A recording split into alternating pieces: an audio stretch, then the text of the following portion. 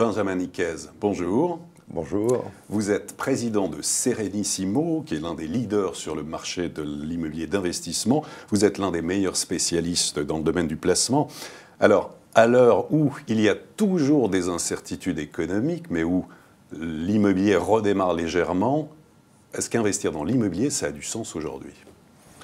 Absolument. Aujourd'hui, l'immobilier représente un des rares supports d'investissement qui offre encore du rendement. Aujourd'hui, nombre d'investisseurs cherchent du rendement. Difficile à obtenir sur les marchés financiers et l'immobilier a cette chance et représente cette opportunité de pouvoir offrir un rendement régulier. On peut encore gagner de l'argent avec l'immobilier aujourd'hui ? Alors j'ai envie de parler des immobiliers parce que l'immobilier, il y a tout type d'immobilier, l'immobilier commercial, l'immobilier d'habitation. L'immobilier d'habitation et l'immobilier qui est plus généralement détenu par les particuliers, aujourd'hui offre des bonnes possibilités de plus-value pour une raison assez simple, vous le comprendrez aisément. Depuis quelques années, les anticipations des ménages ne sont pas très bonnes, ce qui n'a pas poussé les prix à la hausse. Comme on nous annonce une amélioration dans les années qui viennent des conditions économiques, on peut penser que cela participera à l'appréciation des prix. Quels sont les critères qu'il faut avoir en tête quand on investit, quand un particulier investit dans l'immobilier, notamment résidentiel ? En résidentiel, deux marchés, on va dire le marché ancien et le marché du neuf. Toujours bien avoir à l'esprit le critère qui doit être l'élément numéro 1, qui est la valeur de l'actif, qui est donc le prix, ne pas surpayer sous prétexte d'avantages fiscaux ou autres. Y a-t-il des critères de qualité aussi ? Absolument, se projeter sur les emplacements, se projeter sur la qualité architecturale des immeubles, ça c'est souvent un élément qui est négligé. Ce sont là les trois éléments, mais l'élément essentiel étant le prix eu égard à la situation des biens. Alors, vous l'évoquez justement, dans l'immobilier neuf, le système, l'investissement locatif Pinel cartonne, marche très très bien auprès des investisseurs, plus 66% sur une année. Pourquoi ce succès selon vous et quels sont les secteurs à privilégier ? Alors, de mon avis, deux raisons à ce succès. Un dispositif qui est assez lisible et qui offre une défiscalisation somme toute assez performante.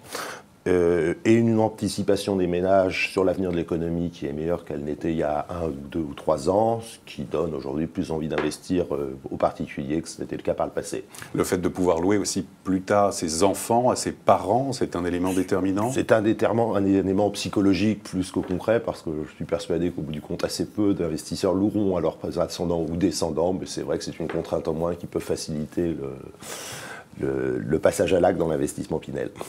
Alors, les secteurs à privilégier, quand on souhaite investir en Pinel ? Alors, il n'y a pas, pour moi, d'emplacement miracle. Il y a des zones qu'il faut éviter, les zones en voie de désertification, c'est-à-dire les zones où la population diminue. J'ai plus envie de parler du rapport prix et investissement. Aujourd'hui, le vrai problème sur l'immobilier résidentiel neuf, et j'insiste bien sur le mot neuf, c'est la décote qu'il existe des fois très importante entre le prix de l'immobilier neuf et le prix de l'immobilier ancien, récent. Un immeuble neuf et un immeuble qui a 10 ans ne présentent pas de différence qui justifie des écarts de prix importants. Même si sur la durée, en fait, pendant 10 ans, on peut être tranquille, pas de frais de copropriété, pas de travaux à prévoir. Enfin, le neuf a quand même des atouts. A cet avantage, mais bon, c'est la dommage ouvrage. Une dommage ouvrage, très concrètement, ça coûte entre 1 et 2% du prix de vente de l'immeuble. On a des zones aujourd'hui, notamment en province, où quand on sort de chez le notaire après avoir fait un investissement immobilier neuf, c'est pire que quand on sort de chez le concessionnaire.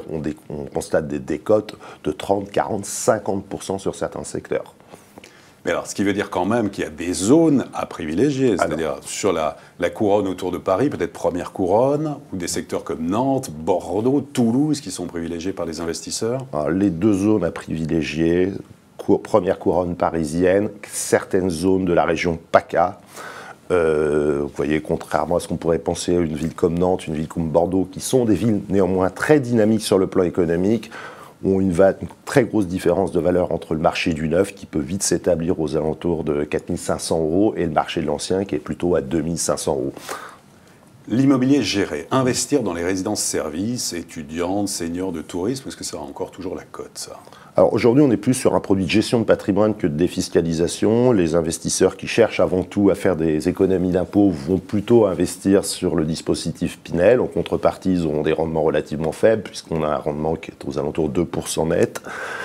Les investisseurs qui sont plus dans un acte de gestion de patrimoine, de préparation de la retraite, de création d'un patrimoine futur, vont plutôt aller sur l'immobilier géré. Pourquoi? Parce qu'on a des rendements qui sont bien supérieurs, aux alentours du double, puisqu'aujourd'hui on table sur des rendements d'environ 4% net, et un cadre fiscal qui est un cadre fiscal non défiscalisant à l'entrée, mais par contre qui permet, un peu comme l'assurance vie dans le domaine financier, de générer des revenus nets d'impôts.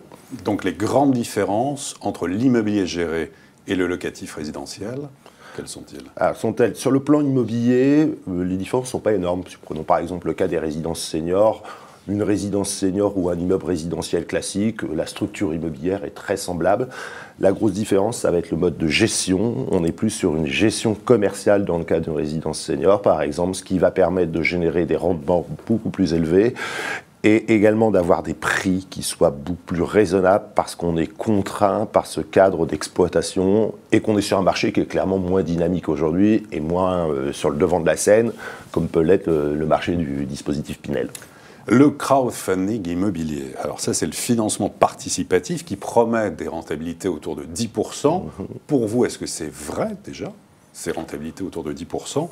Et est-ce que c'est vraiment une tendance? Alors ça peut être vrai, mais comme toute rentabilité élevée, il faut savoir que quand les institutionnels investissent en fonds propres chez des promoteurs, les rentabilités recherchées sont plutôt aux alentours de 15%.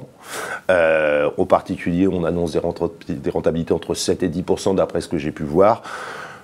En produits de diversification, pourquoi pas? Il faut bien être conscient que ce sont quand même des montages extrêmement risqués et que financer les hauts bilans de promoteurs et faire les fonds propres des promoteurs sont des activités extrêmement dangereuses. Donc vous déconseillez alors? Je ne le déconseille pas. Vous pouvez mettre 10, 20, 30 000 euros, mais ça ne doit pas être des investissements massifs qui représentent une partie importante de votre patrimoine.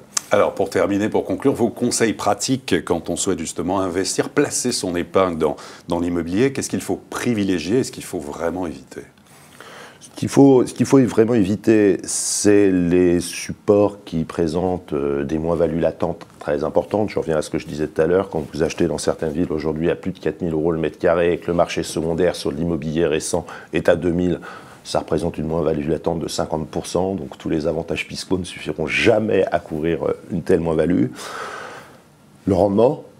Ne jamais oublier le rendement. Aujourd'hui, il est important, quand on investit dans l'immobilier, de se préoccuper du retour sur investissement. Même s'il ne faut pas voir que la carotte fiscale, entre guillemets, et sur l'immobilier, il faut privilégier le moyen-long terme plutôt que la rentabilité pure. Tout à fait. Pure. C'est d'ailleurs ce qu'on peut critiquer sur le plan du dispositif Pinel, c'est cette option à 6 ans, qui, à mon avis, est un non-sens eu égard à la durée d'investissement normale dans l'immobilier. Et ce qu'il faut privilégier, donc? Donc, ce qu'il faut privilégier, c'est les approches à long terme. Éviter toutes ces approches court-termistes où on vous simule, où on vous propose de revendre le bien au bout de 9 ans avec des fois des plus-values totalement à considérer. Voilà, l'immobilier, c'est un investissement à long terme, c'est un actif stable. Il faut donc le considérer comme tel. Benjamin Niquez, merci beaucoup. Bonne fin de journée, merci. Et à très bientôt pour une prochaine édition du Club Imo, Explore Imo, Le Figaro.